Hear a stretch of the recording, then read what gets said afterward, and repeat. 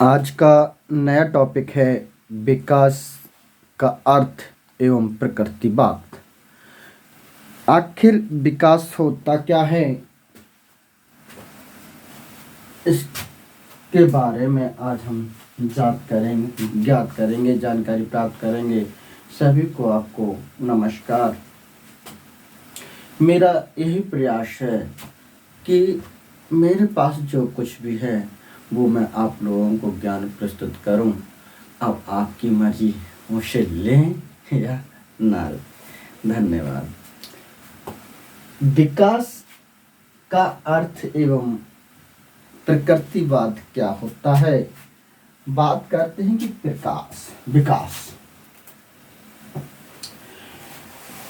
विकास सतत रूप से होता है।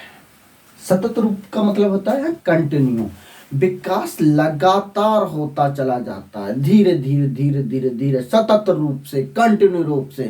तो यही क्या विकास का पहला पॉइंट होता है। विकास है वो सतत रूप से चलने वाली एक प्रक्रिया है। दूसरा पॉइंट आता है, इसमें गुणात्मक परिवर्तन होता है। गुणात्मक परिवर्तन का अर्थ क्या है? गुणात्मक परिवर्तन का अर्थ क्या है मालूम है? गुणात्मक परिवर्तन का अर्थ है कि गुणों के आधार पर उसमें परिवर्तन आ जाना गुणात्मक परिवर्तन कहलाता है।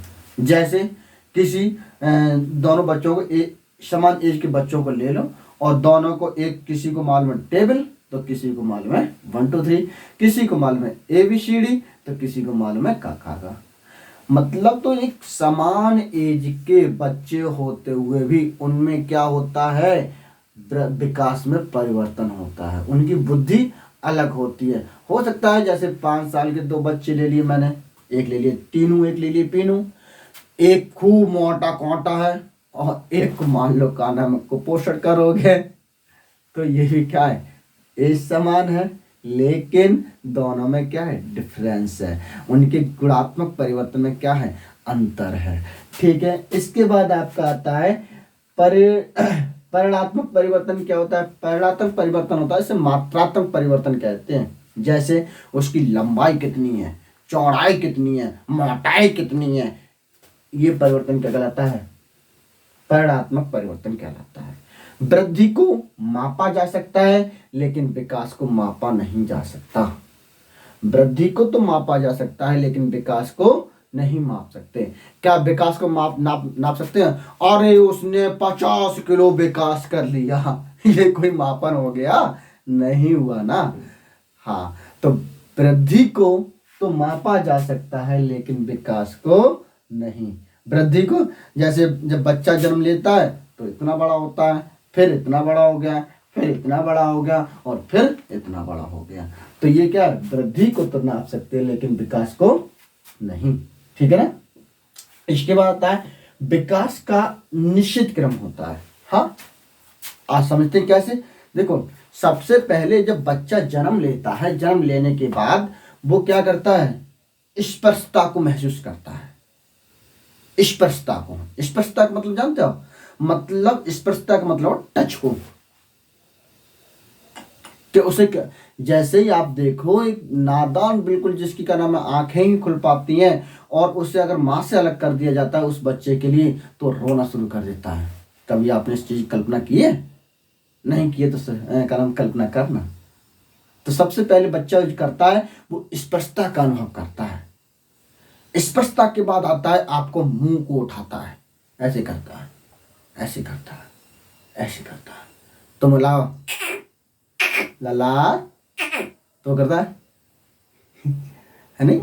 तो ये सबसे पहले क्या, मूड को उठाता है। फिर उसका जब मूड को उठाना शुरू कर देता है फिर क्या नाम है, बैठना शुरू करता है।